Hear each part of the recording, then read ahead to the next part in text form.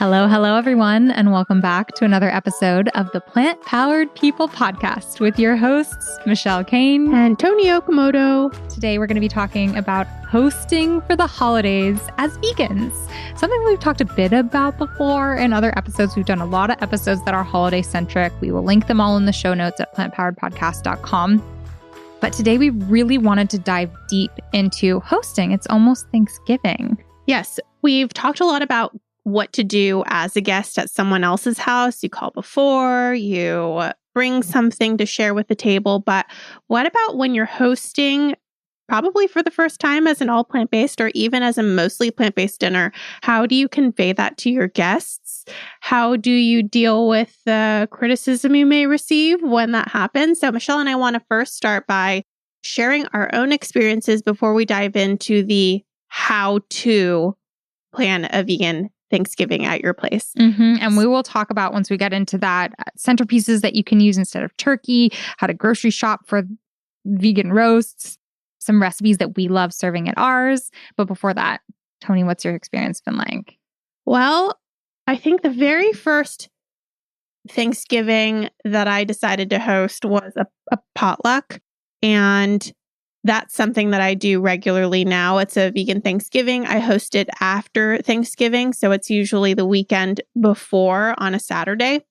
And that allows me to still have something that's for me and that's all plant-based, that I get to enjoy all the sides, because at my family's house, although they're better, it's not all plant-based. And so I can't enjoy everything. So at least on my own, I have a potluck. I have a menu, a spreadsheet that I put in an email that I send to everybody, and everyone can tell us what they're bringing. I usually cover all of the sides and the roast, and have things like a side salad or a pie or a cobbler that other people can bring if they want to. So that's the main way. But other ways too, we have an annual Thanksgiving in Florida. We used to celebrate Thanksgiving with my parents before, but because now I'm married and we split our time, we do Thanksgiving with Paul's parents in Florida, and they're mostly vegan, and then Christmas with my family. And since Paul's family doesn't celebrate Christmas, they only do Hanukkah. It works out perfectly because no one has their feelings hurt. And the vegan Thanksgiving is awesome with Jolene and Larry. The way they go about telling their guests who love meat, like they love it, it's a huge issue, is that they say, hey, look, we're going to cook everything. You don't have to worry about it. Just come and enjoy our company, and it'll be really good food. Don't worry about it. And when they say, look, it really is going to bother me to not have a turkey, she just holds strong and says, sorry, then don't come, basically. And that's a sad situation, but we each draw our own lines, and that's my mother-in-law's. What about you? I really admire that in her. Yeah, I mean, the biggest challenge for me was when I first came home as a vegan, and we would always host Thanksgiving. My mom would host Thanksgiving pretty much at our house, and our families would come over. And so I'd been vegetarian since I was 8. So all growing up, I ate differently, but it never impacted other people's choices. But once I went vegan and became a little bit more passionate about food, and my mom started kind of tuning into those things too, she took the initiative to take the turkey off the table. Maybe I said I didn't want to do Thanksgiving with a turkey on the table. It was like in the moment where I was just feeling like, my heart can't take this right now. This holiday is just really weighing on me. Whatever the situation, we took turkey off the table, but my mom made fish the first year. So she's like, it was a big enough thing to not be serving turkey that she felt like she needed to serve something. And I know in the scheme of animals, that's one life for another life. So it doesn't actually make a difference for the animals, but it was a big thing for her, and I appreciated that. And it was the first test of like having the conversations with family and my uncle and the people who would usually come over for Thanksgiving, saying we're not having the traditional turkey that's usually there. And a lot of our side dishes will be vegan and plant-based. And most people, we don't have a huge, but our family was a mix of just openly unhappy about it. And one family decided not to come because there wasn't going to be a turkey there. So that was really sad. And my mom and I had several conversations about it, because the whole point of Thanksgiving, it's not about the food, it's about family coming together. And to be a cause of that not happening is really hard. But ultimately, I think it's important to realize that if someone's choosing not to come, you are not the cause of that. By serving different food in your home, you're not causing someone not to come. That choice is on them. So while it was something that we sort of like mourned with losing one of our usual families that came to Thanksgiving, it just sort of was what it was. And then over the years, I think within maybe 2 or 3 years, our Thanksgivings became fully plant-based and vegan. And then today, many years later, like my uncle will come, who's the most, I think, meat-loving of the crew, who would be very openly dissatisfied with not having meat on the table. Hi, Uncle Barry. Hi, Uncle Barry. He is now pretty excited to come. It's like no big deal anymore. He always cooks like really amazing. He'll find like a recipe on New York Times website or something that uses squash, uses squash and all these things that is amazing. So our spread has gotten better and better every year. And I think we all appreciate at the table being able to be around each other, but also have a holiday that's not taking away from another. There's no bird on the table. And I think everyone's kind of developed an appreciation for that. All of this is to say that there are many different ways to do it. You can do what I do with my parents, which is go and bring the side dishes that we can share. My parents really accommodate me. You can host it yourself, which is what we also do at my place and with Vegan Thanksgiving. Or you can do what Michelle has done in the past, which is have a blended, maybe serve an animal protein and then the rest of the sides be vegan.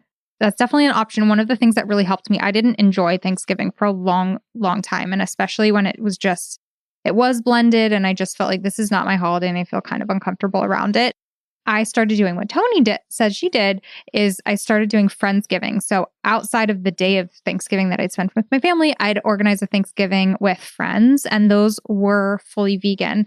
And it helped me really fall in love with the holiday, being able to make amazing new dishes and try new recipes and have a bunch of people come together, each making different dishes that we could try. It was so fun and I started loving it. So yeah, I second that. Create your own version with your own set of your people that you can really appreciate the holiday and it will take the pressure off feeling like you need to make this day exactly as you want it on Thanksgiving. Yep. And it doesn't like Michelle just said, it doesn't have to be on Thanksgiving. It can be the weekend after. It can be the week before. It can just be hanging out with your friends, eating good food, spending quality time, and enjoying each other's company. Yeah. And then you can also look locally, especially if you're in a bigger city. A lot of places will have different vegan meetups or animal sanctuaries will have Thanksgiving events, usually a few weekends before Thanksgiving in November. And so those are great things to stay tuned to because it can make you feel really among your people who kind of feel as you do around animals. So that's a good option as well. But let's dive into you're hosting Thanksgiving. You want to host either a plant-based or a very plant-forward Thanksgiving. What are our tips? Well, first you have to decide how much time you have, what you're going to make in advance, and what will be prepared the day of. And Michelle and I did I liked this guide, a really fun guide for how to make a really easy Thanksgiving. And there's a video we'll include, and it shows all of the store-bought things you can make that are vegan. Stuffing, mashed potatoes, gravy, pies. There are a lot of accidentally vegan options out there, so they can make your experience cooking a full meal a lot nicer. It's crazy. We basically threw an entire Thanksgiving meal just that we pulled together in a couple hours because everything was pre-made or pre-cooked. So you didn't have to do any chopping of veggies yourself or laboring in the kitchen. It made it so easy. And it was cool because we did it from like Winco or Walmart. Or something. I can't remember what store, but it was some store that was not a specialty Whole Foods vegan natural grocery store. It was somewhere that was really accessible, and check that out. There is a lot of good stuff. Wait, before we move on from that, if people are listening and want to go that option, can you share some of your favorite things? Because I know there's I had no idea you could get a cherry pie at Walmart that's accidentally vegan. And that's the thing. A lot of these things are accidentally vegan, not health foods, and sometimes not the most affordable as cooking from scratch. But what are some of your favorites? All right. My favorites. First and foremost, the apple pie from Costco is fantastic. It's huge. It'll feed your whole family. It's fresh and it's accidentally vegan. If you don't have a Costco near you, you don't have a Costco membership, the Sara Lee's fruit pies, the cherry, the Dutch apple, the peach, they're all accidentally vegan. They're in the frozen section and those are like $3. Those are the stuffing that I like the most. Also at Sprouts, they have pies that are accidentally vegan, right? Are they only half pies or are they full pies too? They're not pies. They are like hand pies? Like strudels. But the stuffing that I like the most is the Mrs. Cubison's vegetable herb one. And it calls for a broth. And if you make that a vegetarian broth, then that's vegan. Tofurkey has a gravy. There are instant mashed potatoes. So there are just a ton of different options available. Check them out in our guide and read the ingredients. I know that can be a challenge, but Michelle and I just went to the grocery store recently and we're like, what? That's accidentally vegan? What? That's accidentally vegan? And you'll be surprised at what you can eat. Yeah, we've done specifically Thanksgiving vegan hauls from, I think, Sprouts, Trader Joe's, Safeway, Whole Foods. All of these places have their own little versions that you can find that are accidentally vegan. And sometimes they change year to year. So really do tune into that because even just having stuffing from a bag can make your prep that day, or just a few things that are prepped can make it it's like take a lot of weight off of you the day that you're hosting people. Okay, so that's a good point. Let's talk about what we personally use store-bought and what we do fresh the day of from scratch. I do the boxed stuffing that I mentioned. That's really yummy. But I do make my mashed potatoes and gravy. I usually do a pumpkin curry with tofu. And I do, what else? Oh, I buy my store-bought rolls.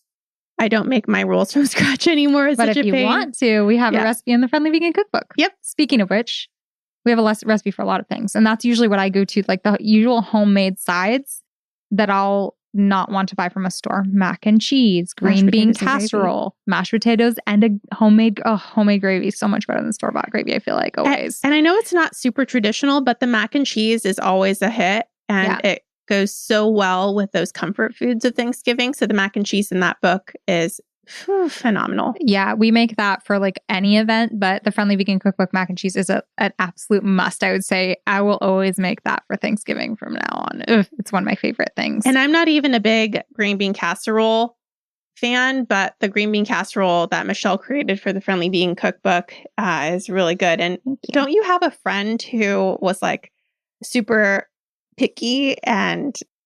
Well, green bean casseroles are kind of a tough thing because people have all different preferences. Some green bean casseroles use really squishy beans. Like if you're used to having made them from canned beans, that's a really squishy casserole. And other people like their beans with like a bit of a chew or a bite to them. So we did, with our cookbook, extensive recipe testing. We had a bunch of recipe testers test every recipe, including our green bean casserole. And so we sort of massaged it based on feedback to get the best green bean casserole that the most people would love the most. And yeah, I think it's really yummy.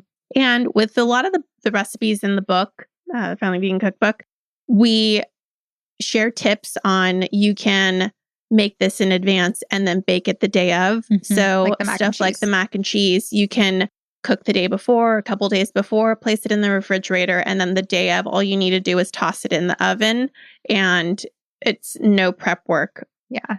Also, not the shepherd's pie. Oh my gosh, what is it called? What's the other pie with the crust on top? It's the Allison's recipe. It's like a pot pie? Yes, the pot pie. I feel like that would be really good for Thanksgiving. And that's a really yummy recipe. It is a little bit more work though. So yeah, figuring out what you can prep ahead. The other thing that I will usually buy at the store every year is a roast.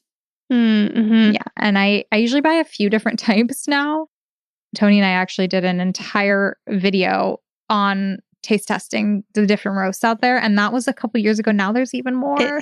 And also my tastes have changed since then. And this has happened a lot of times throughout my vegan life. I will one year really love the field roast. And then the next year I'll really love the Gardein one. And since the last one that I've eaten was the Gardein, that's the one I think is the best because I just they were at Grocery Outlet for $6.99 and I bought a bunch of them, so we just eat them for dinner. Yeah. But that's the one I've been loving lately. I've found the same thing. My tastes have changed over the years, but I do pay attention to what other people who are not vegan like on the roast front. And I don't know if you've had this experience, Tony, but in my experience, like the Tofurkey one looks the most like turkey and it cuts the most like it really is imitating what a turkey meat looks like. And that has, in my experience, been not popular with people who are not vegan because they think this is just a weird imitation. But with the field roast where you can like see lentils in it and veggies and it is not trying to look like a turkey, people have been a lot more open to trying it. And I've gotten way better feedback with that one. That is actually something that I have experienced as well, which is the field roast en croûte. It doesn't look like a turkey, but that one is the one that hands down everybody I've ever given it to loves and will go back for seconds. Right. If you are hosting a celebration on a budget, it should be noted that just like turkeys are expensive, vegan roasts bought at the store are pretty expensive too, especially like if you get a field roast and you're hosting a lot of people, you'll probably have to get several of them. So that can really add up. There's a couple things you could do. You could make your own roast from scratch. You can find lots of recipes online for like seitan roasts, and that's really inexpensive if you're making it yourself, although it is a lot more effort. But I think you can prep that significantly in advance. And then another thing you can do is, as a centerpiece, you do not need a big roast. That's what we're used to, seeing a turkey in the middle of the table, but there are so many other options. I remember the very first time I was vegetarian only, and my boyfriend at the time, his mom, instead of buying us a vegetarian roast, took these acorns and put wild rice and acorn squashes. Yeah.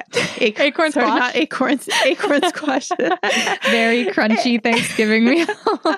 Acorn squashes. No, squash. This is my bad. Acorn squash. Acorn squash, and stuffed it with wild rice and cranberries, dried cranberries, and some stuffing. And it was so good. And I thought, wow, this is way better. And I had never had anything like that before. So it was fancy to me. It was something really special. And the nice thing, so an acorn squash is pretty small. So you can slice them in half and each person can have their own like half stuffed squash almost on their plate, which is really cute. Another thing that my mom did one year, I think one of the first years that we took turkey off the table, she took a pumpkin and hollowed it out. And she also made a wild rice pilaf with cranberries and other things in it. And she stuffed the pumpkin and, you can just have a big serving spoon in there. It's beautiful. It's such a centerpiece and a really creative way to bring more veggies to the table and take off the bird. And if you're not hosting a big dinner and you're just having your immediate family over, there are a lot of other dishes that you can create that are a little bit out of the ordinary. And something that I mentioned earlier was the pumpkin tofu curry that has become a staple in our home. I serve it with brown rice. And even though it's not conventional for a Thanksgiving meal, it's become a favorite for the people who come to my vegan Thanksgivings because it's just a little bit different. And then if you want to do something that's also not the most traditional, but is really simple and people might still love it as a side, what my mom always used to do for Thanksgiving is just make a big sheet pans of roasted veggies. And it's so simple. You just put on some olive oil and salt and pepper and any herbs that you want and roast them up. And it's a beautiful side dish. I think you made that for the Hanukkah dinner a couple years ago, and it was so good. You did root vegetables. Mm-hmm. It was a root vegetables, or maybe it was Thanksgiving. Was it around the? Probably. We have a recipe on World of Vegan for root vegetable, like sheet pan roasted root vegetables. We'll link that below. I'll also link the curry that I mentioned, and we'll link a few recipes for you to consider for your vegan Thanksgiving. But I can attest to Michelle's root vegetable sheet pan roasted whatever. It is very good. Oh, well, thank you. Oh, let's talk about shopping for vegan roast. Because if you're going to buy a roast at the store, beware. they sell out. They can be hard to find. And both Tony and I have had to drive to like a million different grocery stores to find the right roast at the right time at the right place. So our tips: shop early if you can. If you know you're going to eat something, pick those up as soon as you see them. What else? So if you have discount grocery stores in your area, they will put them out pretty early in the year because it's often roasts that didn't sell the year prior. And you can pick them up and store them, and they're good for, I think, a couple years. So I picked up maybe 4 Gardein roasts for $6.99 each, which is half the price of what they usually cost, maybe even more than that. And I am very fortunate to have a lot of freezer space. But if you are in that position and you can get those at that kind of price, do it, because they become hard to find the week of Thanksgiving. And then another tip is call beforehand. I know Michelle looked at Trader Joe's for weeks waiting for them to put them out, and they were late. I think 2 years ago, they were late to put them out. So she had gone a couple times before it was like, okay, seriously, when are you going to put these things out? I need to plan my menu. So call ahead and then shop around if you have the time. Sometimes you can find them significantly cheaper at one store than the other. So if you can, and you can drive around, I recommend doing so. And the other thing to keep in mind is there's a whole slew of different plant-based roasts now, but different grocery stores carry different roasts. So if you're specifically looking for a field roast, there's only certain stores that carry that. So definitely it's going to take a little bit of calling ahead to figure that out.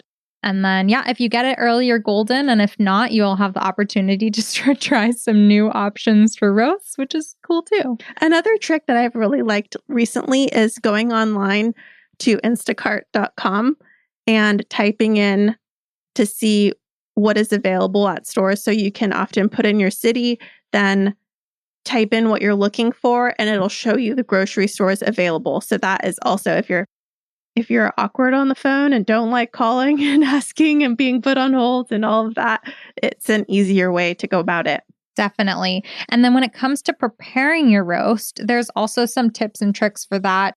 Once you get whatever vegan roast you get. Tony and I actually last Thanksgiving, we did a live cooking demo for Animal Sanctuary, sharing how to prepare a Tofurkey roast. And I actually have the recipe and all the instructions for that on World Vegan. We'll link that as well. But cooking it up like you would in a traditional turkey roast with like potatoes and chopped carrots and, onion, fresh rosemary and onion. And then also tips about how to wrap your vegan roast and add a little bit of oil on it, or add sometimes even soy sauce. There's all these different tips to make them taste the best possible, which of course, if you're investing in a roast, you want it to be the best experience possible. So definitely check that out. It's not just pop them in the oven. And then also just take note that some of them require thawing. So if you have a frozen roast, sometimes you'll have to pull it out and put it in the fridge like 24 hours or more in advance. And I know that's something I often forget. And then I'm like, oh no.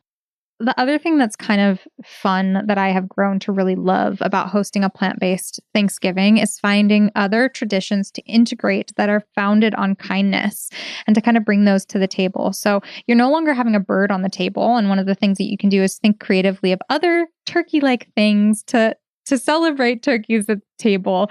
So one fun way is looking for foods that might integrate a turkey. So for example, a brand we love, Pastabilities, they have pasta that is shaped like little turkeys and pumpkins, just very fall-inspired pasta. There's no turkeys in them. They're totally vegan, but you could make a fun pasta dish that integrates turkeys.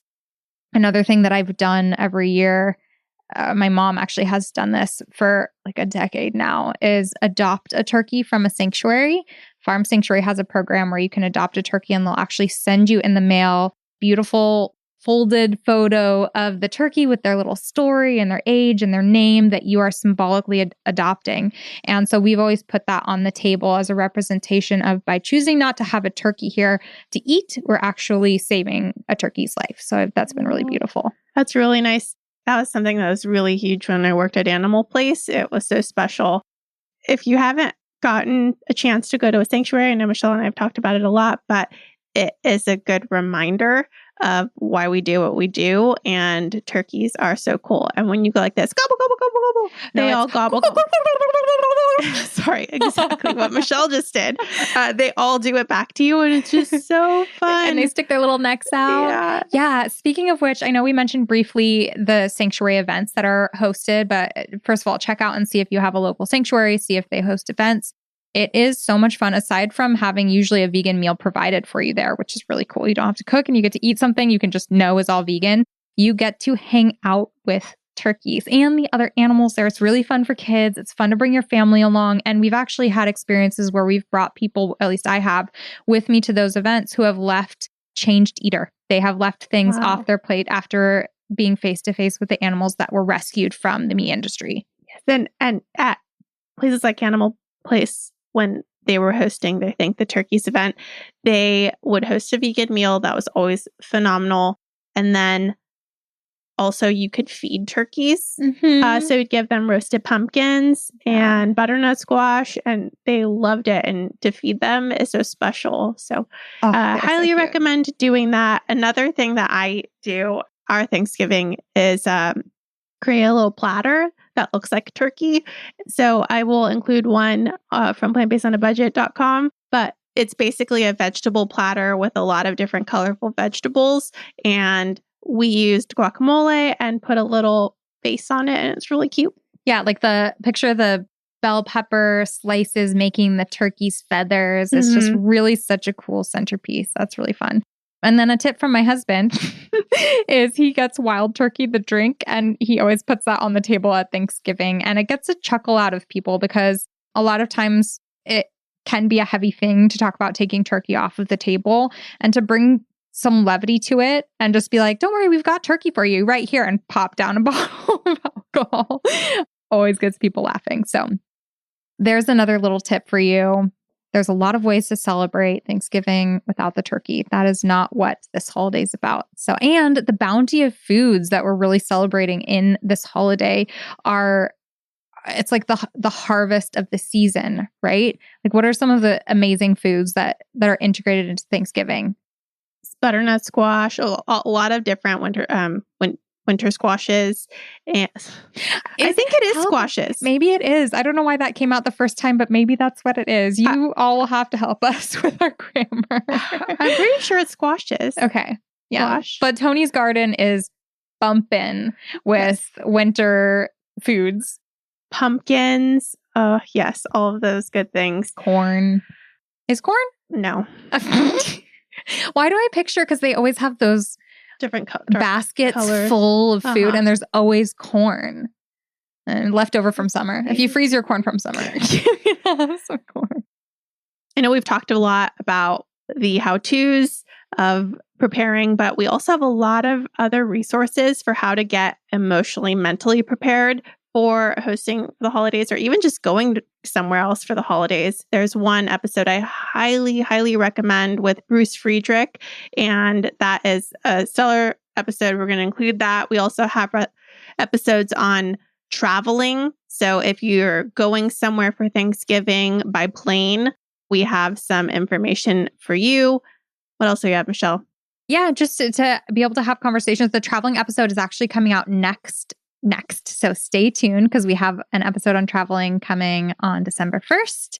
And all the other ones you'll be able to find at plantpoweredpodcast.com. Check out those resources. And we'll also link, both Tony and I have created extensive vegan Thanksgiving guides that link all our favorite recipes and beyond. So we'll include that in the show notes for this episode as well. And definitely check out the Friendly Vegan Cookbook. We have a menu in there in the back of the book. So if you have it already, check the back. We have a sample menu that you can use for your holiday cooking.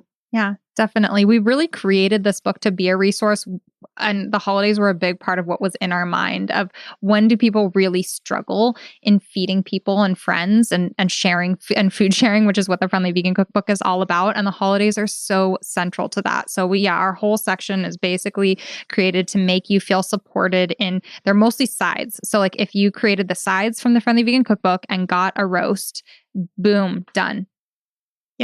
Done. Easy peasy. And we've tested them already for you. That's the other thing that we haven't mentioned, but a lot of times you might feel tempted to try a new recipe that you've never made before that you find online. And let us tell you from experience, testing a new recipe on a whole bunch of guests that may be skeptical is sometimes not the best idea. Even if it's highly rated, sometimes it does not come out. Even if it was your very favorite non-vegan recipe you're trying to veganize. I just did this yesterday where Michelle and I were actually just talking about how many recipes we have to try over and over and over again to get them right.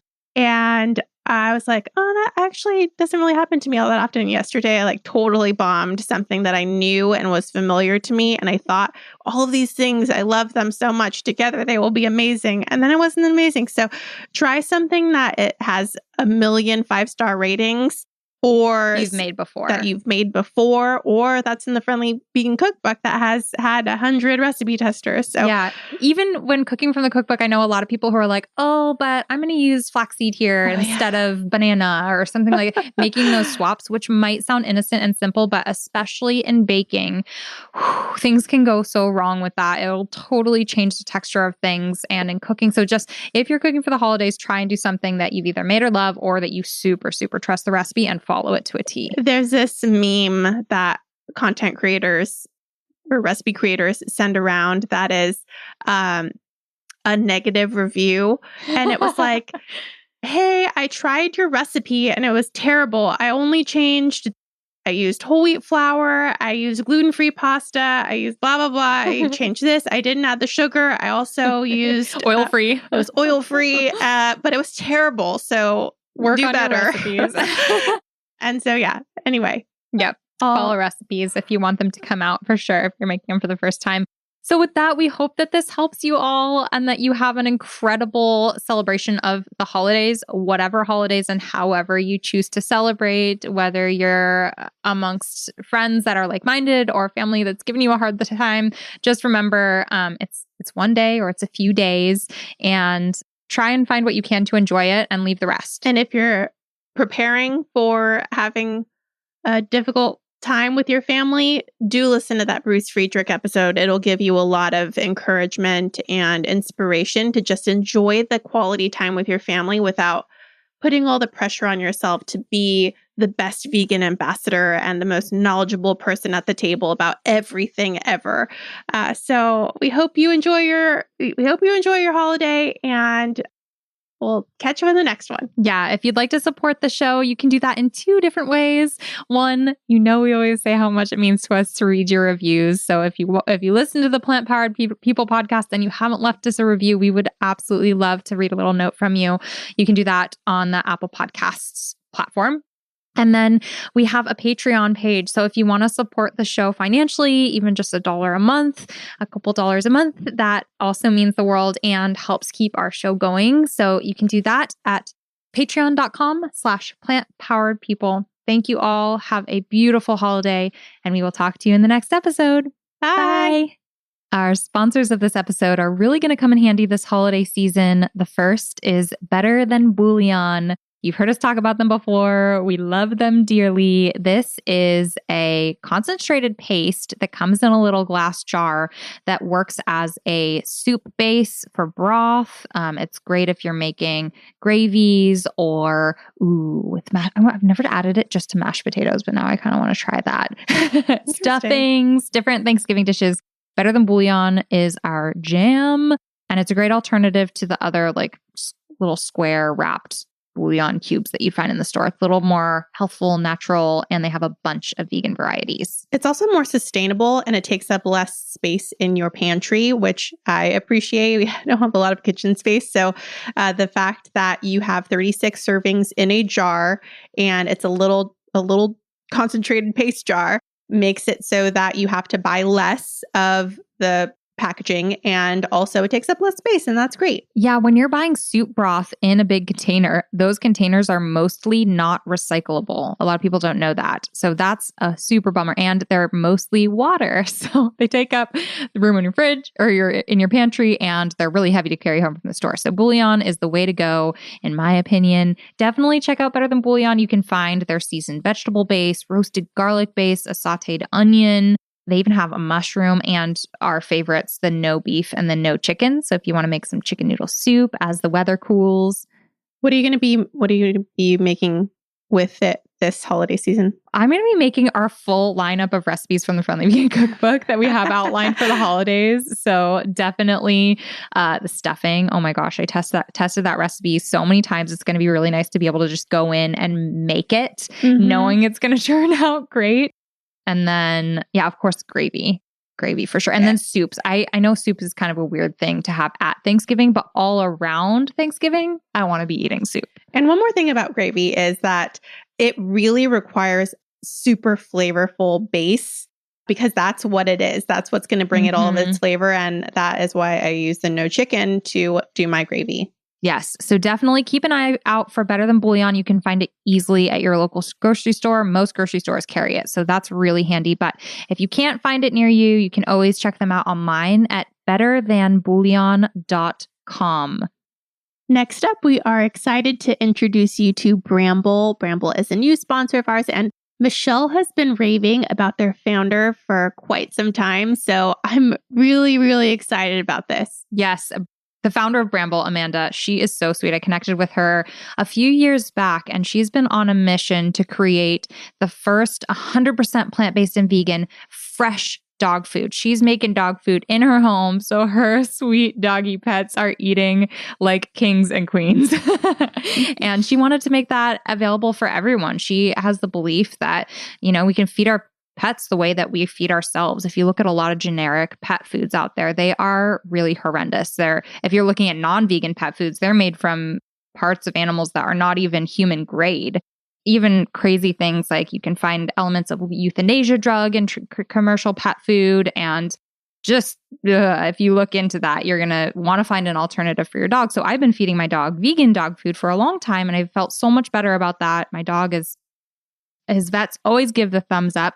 And then when I discovered Bramble, I thought, man, how have I never before considered giving my dog something other than a kibble? His whole life, for 15 years, he's eating a dry dog kibble. So Bramble's been really fun to play with. You can get their fresh dog food delivered to your door. It comes frozen, and you thaw it out, you warm it up, and you give them like food, like a meal that's packed with veggies. It's nutritionally complete for dogs. And Chance is the biggest fan. He gobbles it up. He licks the bowl clean. Just big, big, big thumbs up from Bramble over here. Definitely check them out. You can go to their website at bramblepets.com. It's spelled BRAMBLE. You should also definitely check out their Instagram. You'll see a lot of adorable photos of Amanda, the founder, and her dogs. And yeah, if you are just a diehard dog mama or dog dada like Tony and I, this might be of interest to you. Oh, also, I wanted to say for the holidays, we all spoil ourselves. We love food. Food is such a big part of life. And to give that opportunity for your dogs also to get to celebrate with you and have something special around the holidays, even if you just wanted to try Bramble around that, I think that would be a really fun treat for your canine companions. So once again, bramblepets.com. Definitely check them out. A quick reminder to check out our sponsors of this episode. We've got Better Than Bouillon, of course, which is an absolute essential in our pantry, especially over the holidays. For all your holiday cooking needs, be sure you have some Better Than Bouillon on hand. And if you haven't tried it already, you're welcome, because it is truly life-changing in the kitchen. And then, of course, we have Bramble at bramblepets.com. If you want to be feeding your dog some real whole food, no preservatives, no chemicals, fresh made, delicious, loved, check out Bramble at bramblepets.com. And you can find more about both of our sponsors in the show notes at plantpoweredpodcast.com.